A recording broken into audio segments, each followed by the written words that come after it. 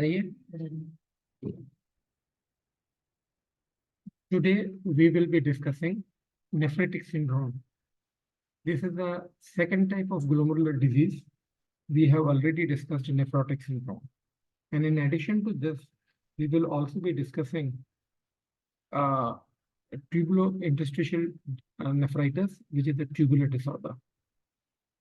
Now, basically, the renal syndromes can broadly be divided into two types: glomerular diseases and tubular diseases. So in glomerular diseases, two basic syndromes: nephrotic syndrome we have already discussed, and the second syndrome is nephrotic syndrome.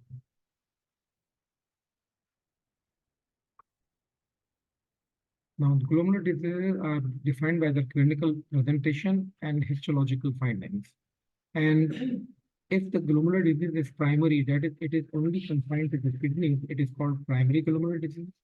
Or if it is associated with systemic diseases like diabetes or amyloidosis or rheumatoid arthritis, then it is called secondary glomerular disease. Of both the type of glomerular diseases, proteinuria is the hallmark. Glomerular disease cannot occur without proteinuria. And many glomerular diseases are autoimmune in nature, like SLE.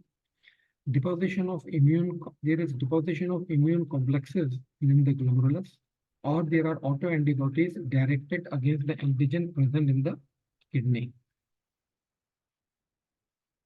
The small vessels of kidney and glomerular capillaries are target of small vessel vasculitis. Glomerular nephritis and vasculitis should always be considered when there is hematuria and or proteinuria is present. We have already discussed nephrotic syndrome. Today we will be discussing nephrotic syndrome. Now this diagram I showed you in my lecture on nephrotic syndrome. Nephrotic syndrome is the disruption of the filtration barrier consisting of endothelial cells, immunobasement membrane, and podocyte.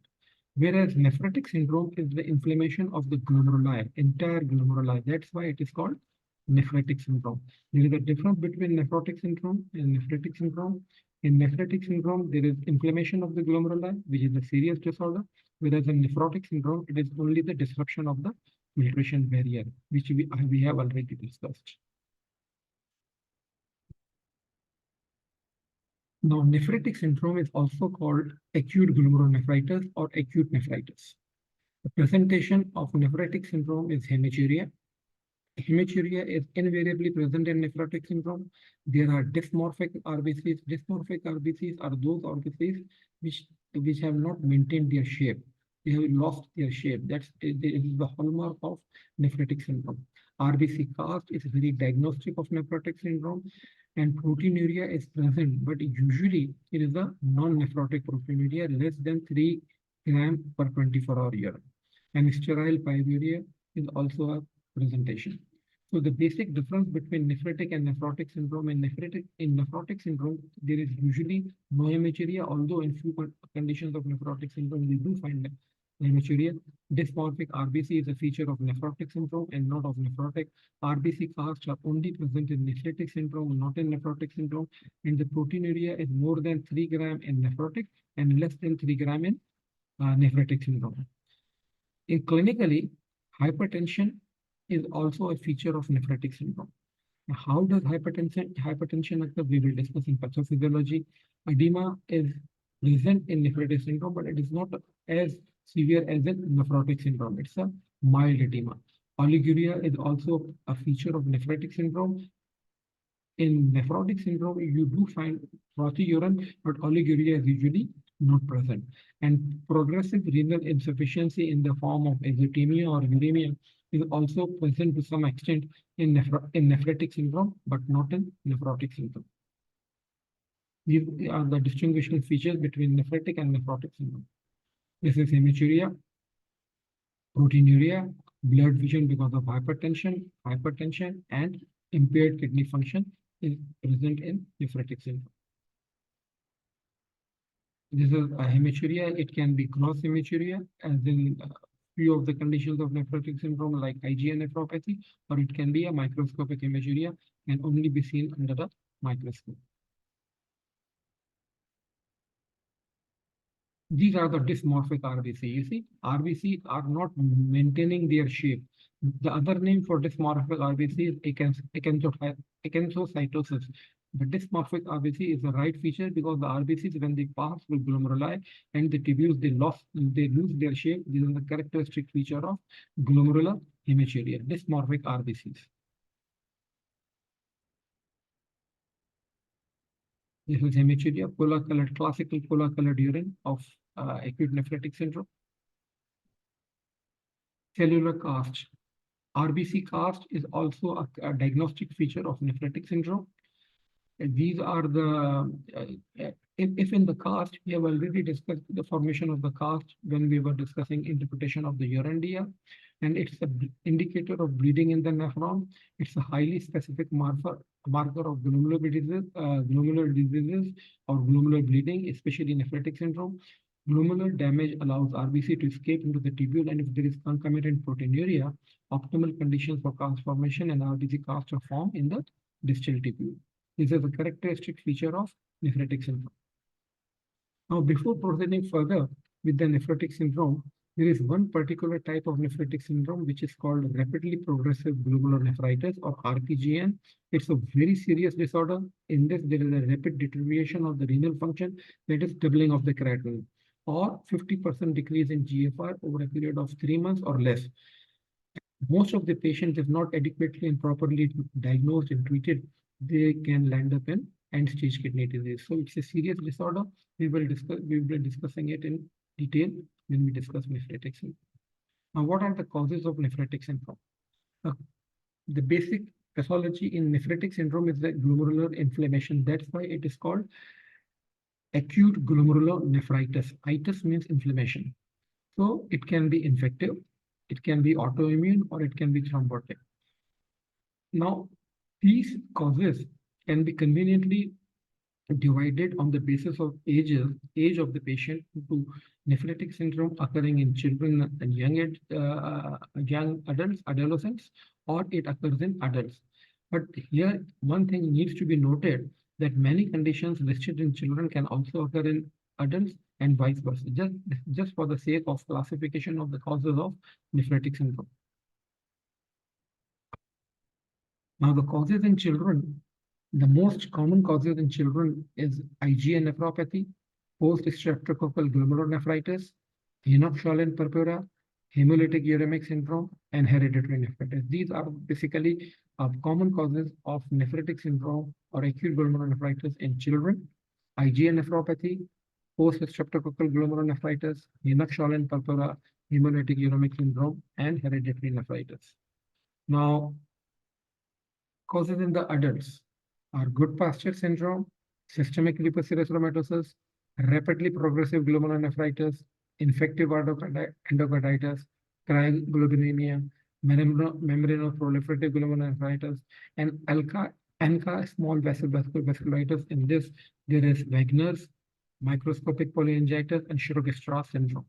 And finally, thrombotic thrombocytopenic purpura is also a major cause of nephrotic syndrome in adults. So on the basis of this classification, we have described nephrotic syndrome in children and adults, young adults, and in adults. Now, what is the pathophysiology of acute nephritis or acute glomerulonephritis? The basic lesion, as I have already said, is the inflammation of the glomeruli. That's why it is called glomerulonephritis. The pathological diagnosis is made on histological pattern seen on light microscopy, immunofluorescence, that is staining for the immunoglobulins and complement proteins, and ultrastructure examination of the glomeruli by electron microscopy. Basically, there is inflammation of the glomeruli leading to the cytokine release, leading to the glomerular capillary damage. There is porosity of the glomerular basement membrane and leakage of protein and RBC, which is called nephrotic sediment. The proteinuria is not severe, as all the glomeruli are affected and there is difficulty in the filtration. That's why the proteinuria is non-nephrotic range proteinuria. Hematuria leads to leakage of RBC, which stick together, and there is RBC cast formation in the renal tubules.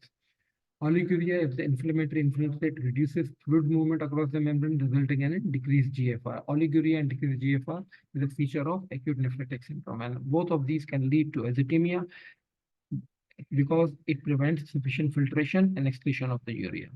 Now, salt and water retention as the result of volume expansion can result in hypertension and edema. This is a diagrammatic representation. Inflammatory cells in capillary lumen injure capillary lumen and leading to hematuria. Or there is hemodynamic changes, decrease in GFR. Hemodynamic changes lead to aldosterone and renal activation, resulting in sodium and water retention, increased plasma volume, and hypertension. And decreased GFR can lead to oliguria.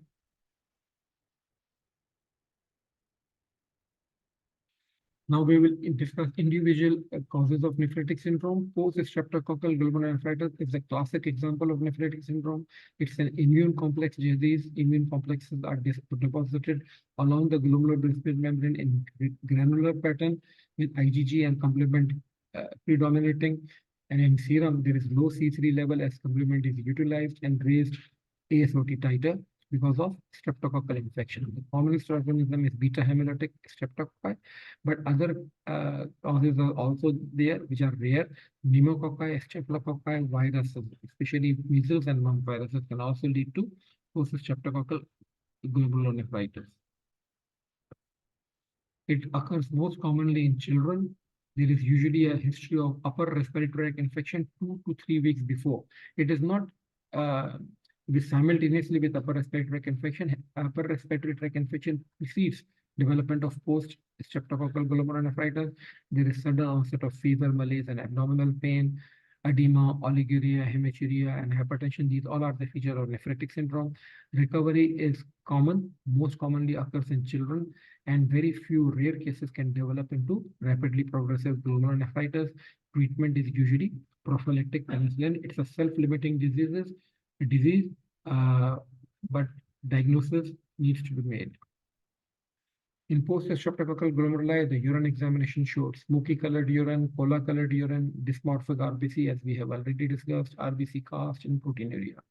There is raised ASOT titer, complement levels are low, and urea and creatinine are raised. Now, the second disease is called IgA nephropathy. The other name is Berger disease. It's the most common form of primary glomerular disease in Asia, especially in Far East and Australia. It is one of those nephrotic syndrome which can present as gross hematuria with upper respiratory tract infection, synpharyngitic. In post-streptococcal, the upper respiratory tract infection is 2 to 3 weeks before the development of nephritis, whereas here in IgA nephropathy, it develops simultaneously with upper respiratory tract. This is the differentiating point between post-streptococcal and IgA nephropathy. It affects children and young adults. 30 to 40% may present only as microscopic hematuria, usually recurrent and maintain normal.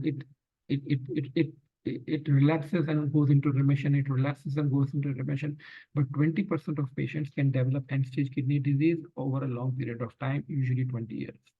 The renal biopsy shows IgA deposits in the mesenterium of the glomeruli and immunofluorescence. Some patients may present with RPGN, gross hematuria, and renal failure. Gross hematuria is a poor prognostic sign of IgA nephropathy. Treatment is symptomatic. Steroids and sometimes fish oils are also used, but usually the mainstay of the treatment is the steroids. Third disease is henoch-Schönlein purpura. In this, patient presents, especially in children, presents with palpable purpura, abdominal pain, and arthritis, joint pains. Kidneys are affected, and the histological features are same as IgA nephropathy. But in addition to histological features of the kidney, skin biopsy also shows IgA deposition.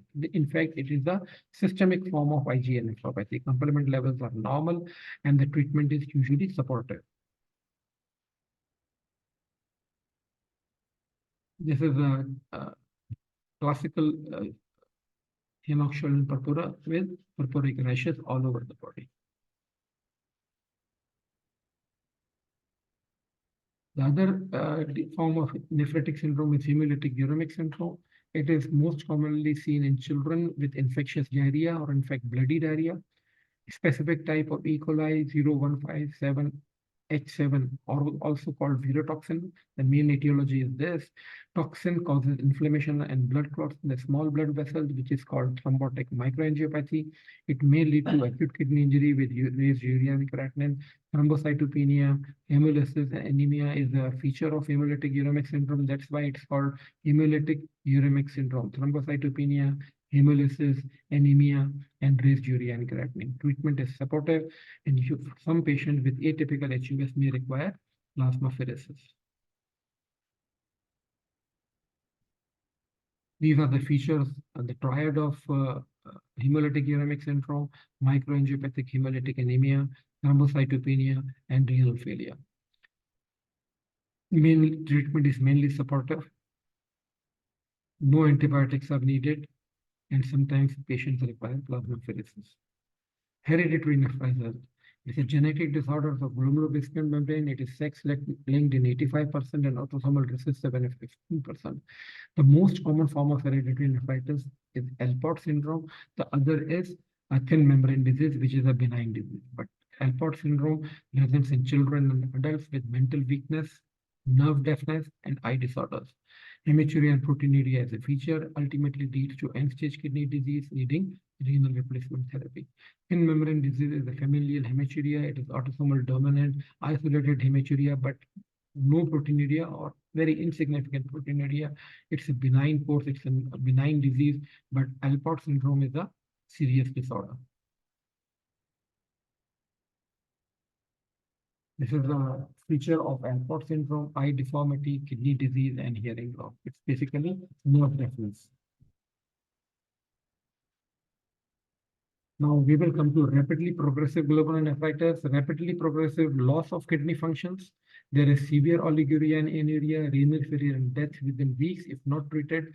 Histologically crescentic nephritis or crescents are found on the renal biopsy. Here seen on the renal biopsy, there is proliferation of the parietal cells of the Bowman capsule, leading to the infiltration of mononuclear cell, deposition of fibrin within the Bowman space, and obliteration of the Bowman space, leading to compression of the glomeruli. Three types of rapidly progressive glomerulonephritis are described. Now, this is the histopathology of the glomeruli in a patient with rapidly progressive glomerulonephritis. You can easily see a crescent proliferation of the parietal epithelial cell compressing the glomeruli, leading to the formation of the crescent. This is also called crescentic glomerulonephritis. Now, the type 1 of rapidly progressive glomerulonephritis is Goodpasture syndrome, in which there is antibodies against the glomerulobasement membrane, anti-GBM disease. The antibodies are deposited in a linear pattern of IgG, and it occurs simultaneously with the renal and pulmonary complications. Hematuria and hemoptysis is a feature of Goodpasture syndrome. It is one of the pulmonary renal syndrome. Hypertension and renal failure is present. Anti-GBM antibodies are detected in the serum, and aggressive treatment, high-dose steroids, cyclophosphamide, and plasmapheresis may be needed. Clinically, patient can present with cough, dyspnea, hemoptysis, and glomerulonephritis. Renal and lung biopsy show anti-glomerulobasement membrane antibodies. Management is supportive: prednisolone, cyclophosphamide, and plasmapheresis. The second type of RPGN is type 2. It is called immune complex mediated disorder. Granular immune complexes are deposited. Any immune complex disease can present as rapidly progressive glomerulonephritis. Example are post-streptococcal, we have already discussed, lupus nephritis, infective endocarditis, IgA nephropathy, inoxial and purpura, membranoproliferative glomerulonephritis, and cryoglobulinemia. These all can present as type 2 RPGN, in which there is a granular immune complex deposition on glomerulobasement membrane. Type 3 is called post-immune. In this, you find no immune deposit on microscopy, no anti-GBM or no immune complement on immunofluorescence.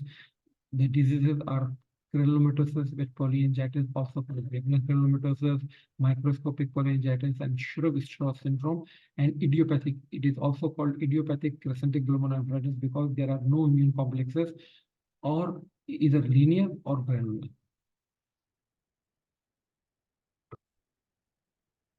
Systemic lupus nephritis can SLE can present as a granular immune complex deposition disease, autoimmune disease affecting major systems of the body, antibodies forming the granular immune complexes on IF, C3, IgG, IgM, IgA, and C1q. All are deposited in the mesenterium and the glomerular basement membrane. It is also called full house.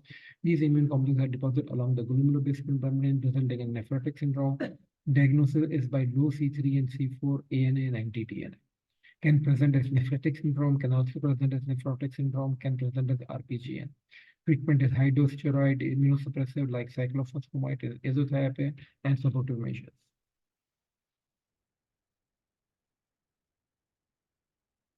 This is a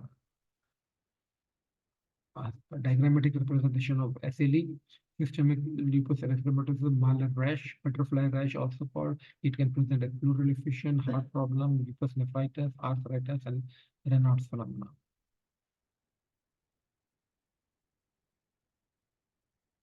NCA, small vessel vasculitis. This is again a post-immune nephritic syndrome. There are no immune complexes, and 90% of patients are NCA positive. NCA, anti-neutrophilic cytoplasmic antibodies. Multiple organs are involved: skin, lung, and GI system of weakness, lung involvement with nose deformity, and in this, CNCA is positive. Whereas in Chirogistras, asthma, and eosinophilia, these all are featured part of the pulmonary renal syndrome. In this, PNCA is positive. Microscopic cholangitis, PNCA is positive. Lungs are frequently involved in all forms of NCA-associated vasculitis, and it is also called pulmonary renal syndrome. There is overlap in clinical presentation. Clinical crescentic nephritis is common with NCA disease, and treatment is high-dose steroids, cyclophosphamide, and some patients may require plasmapheresis.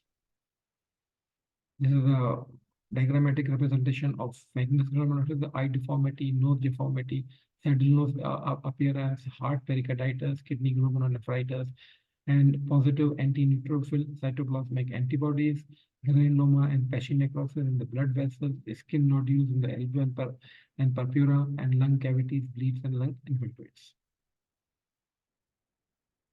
Wegener can present as nephritic syndrome. Membranoproliferative glomerulonephritis is another form of glomerulonephritis, mainly because of cryoglobulinemia associated with lupus and hepatitis C, may present as primary glomerular disease, which is idiopathic, or may present as immune complex disease with low C3 and C4. Immune complexes are deposited in the mesenterium and glomerular basement membrane, giving the glomerular basement membrane a tram track. The glomeruli are large, lobular with a tram track appearance of the glomerular basement membrane.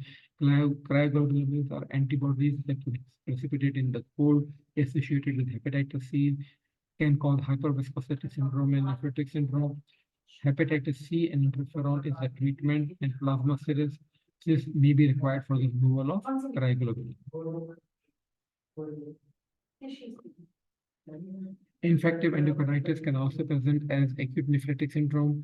Infection affects endocardium of the heart, thrombus formation in heart valves, untreated septic emboli and are dislodged and deposited in the glomeruli and leading to glomerulonephritis and nephritic syndrome. It's a granular immune complex disease.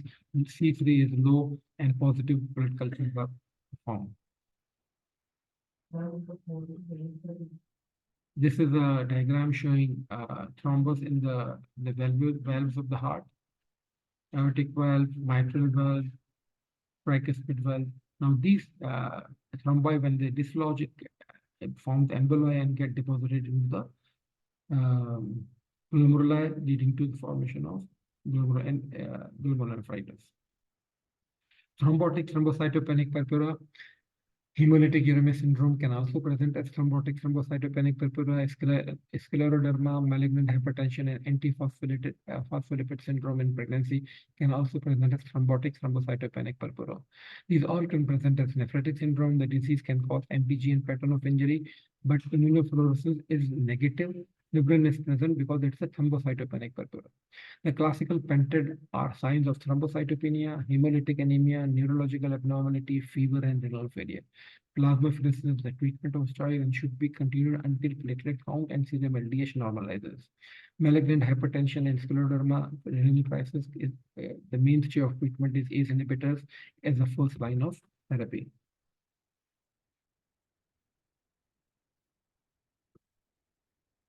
This is the pented of classic thrombocytopenic purpura. There is